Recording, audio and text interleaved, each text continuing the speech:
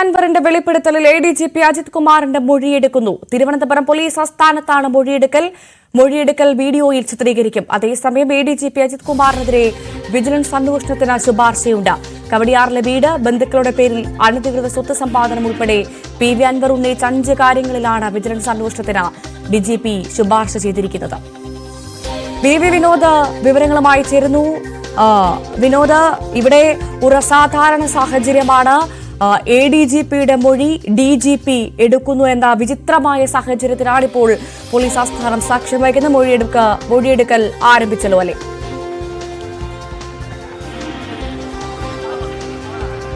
മൊഴിയെടുക്കൽ നടപടികൾ പുരോഗമിക്കുകയാണ്. പോലീസ് ആസ്ഥാനത്താണ് മൊഴി രേഖപ്പെടുത്തുന്നത്. തീർത്തും അസാധാരണമായ ഒരു സാഹചര്യമെന്ന് തന്നെ പറയേണ്ടിയിരിക്കുന്നു.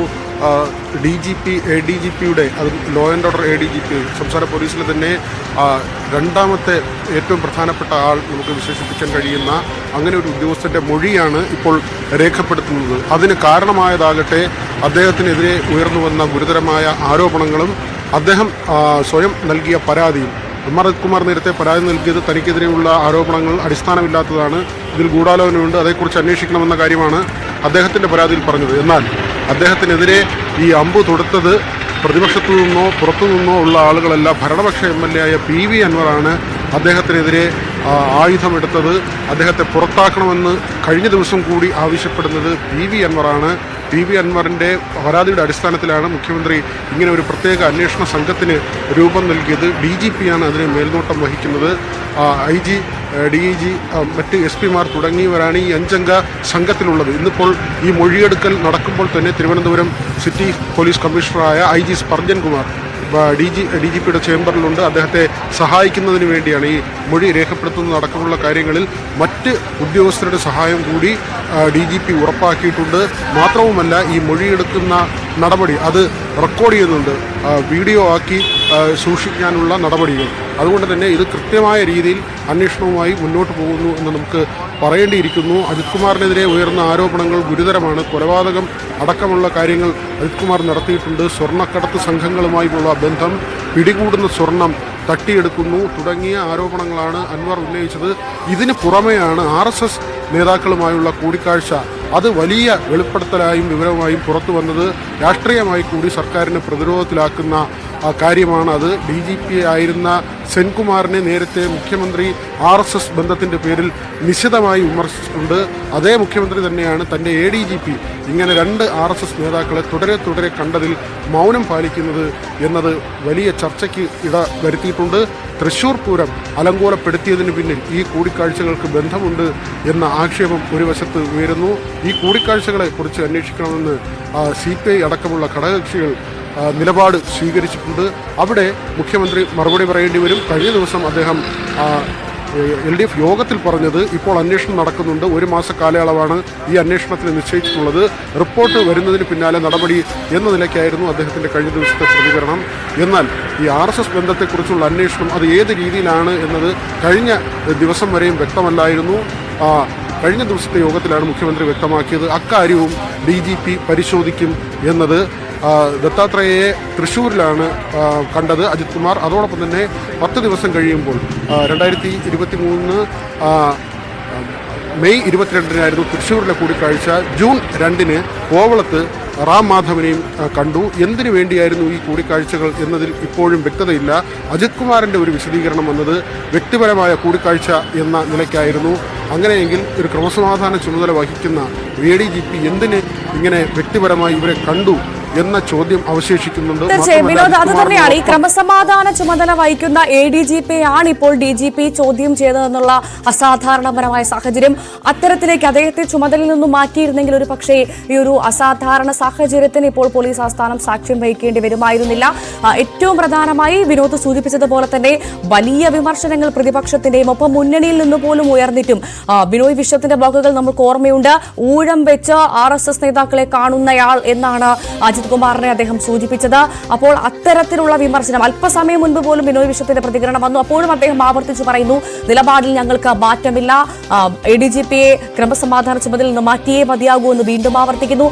എന്നിട്ട് പോലും ഒരു നിലപാടിൽ നിന്ന് മാറില്ല, അന്വേഷണ ഉത്തരവ് വരട്ടെ എന്ന തീരുമാനത്തിൽ ഉറച്ചു നിൽക്കുകയാണ് മുഖ്യമന്ത്രി എന്ന് മനസ്സിലാക്കണമല്ലേ?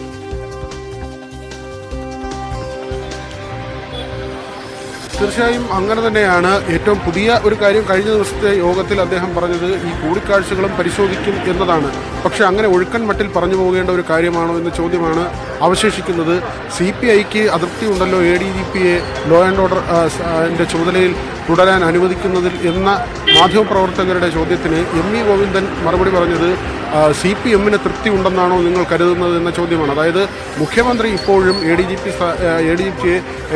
MR അജിത് കുമാറിനെ ലോ ആൻഡ് ഓർഡർ സ്ഥാനത്ത് അല്ലെങ്കിൽ അതിൻ്റെ ചുമതലയിൽ തുടരാൻ അനുവദിക്കുമ്പോഴും CPMനുള്ളിൽ നിന്ന് തന്നെ എതിർ സ്വരങ്ങൾ ഉണ്ടാകുന്നു. ആ തരത്തിലുള്ള നിലപാടിലെ വൈരുദ്ധ്യങ്ങൾ നമുക്ക് മനസ്സിലാകുന്നു.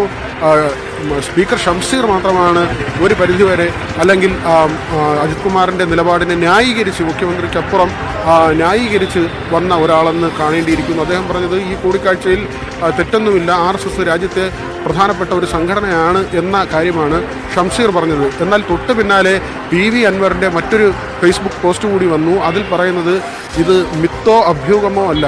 ഫോൺ ചോർത്തലുമായി ബന്ധപ്പെട്ട ചോദ്യം വന്നപ്പോഴാണ് അങ്ങനെ MR അജിത് കുമാർ ഫോൺ ചോർത്തുന്നു എന്നത് അഭ്യൂഹമായാണ് എന്ന തരത്തിൽ ഷംസീറിൻ്റെ മറുപടി ഉണ്ടായത്. ഈ അൻവറിൻ്റെ ഫേസ്ബുക്ക് പോസ്റ്റ് തുടങ്ങുന്നത് തന്നെ ഇങ്ങനെയാണ്, മിത്തോ അഭ്യൂഹമോ അല്ല. അതായത് മിത്ത് വിവാദം നമുക്കറിയാം, ഷംസീർ കുടുങ്ങിയ വിവാദമാണ്. അങ്ങനെ ഒരു പരിഹാസത്തോടു കൂടിയാണ് അൻവർ അതിന് ഉള്ള മറുപടി നൽകിയിരിക്കുന്നത്. അതായത് അൻവർ ഇതുവരെ ഒരു ഇഞ്ച് പോലും പിറകോട്ട് പോകുന്നില്ല. മുഖ്യമന്ത്രിയെ കണ്ടു, നിലപാട് വ്യക്തമാക്കി, അതിനപ്പുറത്തേക്ക് പാർട്ടിക്ക് പരാതി നൽകി P ശശിയിലേക്ക് ഒരിക്കൽ കൂടി അൻവർ എത്തുന്നു എന്നതും ശ്രദ്ധേയമായ കാര്യമാണ്. P ശശിക്കെതിരെ പരാതി എഴുതി നൽകാൻ തന്നെയാണ് അൻവറിൻ്റെ തീരുമാനം. അങ്ങനെയാണ് തീരുമാനിച്ചിട്ടുള്ളത്. P ശശിയിലേക്ക് എത്തുന്നു. കാരണം ഈ RSS നേതാക്കളുമായുള്ള കൂടിക്കാഴ്ചയുടെ വിവരം ഇന്റലിജൻസ് റിപ്പോർട്ടായി എത്തിയപ്പോൾ അത് മുഖ്യമന്ത്രിയുടെ മുന്നിൽ എത്താതെ പോയതിന് പിന്നിൽ P ശശിയുടെ ഇടപെടലെന്ന ആരോപണമാണ് അൻവർ കടുപ്പിക്കുന്നത്. അങ്ങനെ വീണ്ടും P ശശിയിലേക്ക് കാര്യങ്ങൾ എത്തുന്നു എന്ന ഒരു രാഷ്ട്രീയ നില കൂടിയുണ്ട്. വിനോദ് സൂചിപ്പിച്ചതുപോലെ തന്നെ CPI പിറകോട്ട് പോകുന്നില്ല, PV അൻവർ പിറകോട്ട് പോകുന്നില്ല, മറ്റ് ഘടകകക്ഷികൾ പിറകോട്ട് പോകുന്നില്ല. പക്ഷെ അപ്പോൾ പോലും ഇടതുമുന്നണിയുടെ രാഷ്ട്രീയ മുദ്രാവാക്യം പോലും മറന്നോ മുഖ്യമന്ത്രി എന്ന സംശയം ജനിപ്പിക്കും വിധമാണ് ഇപ്പോൾ വീണ്ടും ചേർത്ത് പിടിക്കുന്നത് ADGPയെ. അപ്പോൾ ഒരു തരത്തിൽ പോലും പിന്നോട്ട് പോവാതെ അല്ലേ?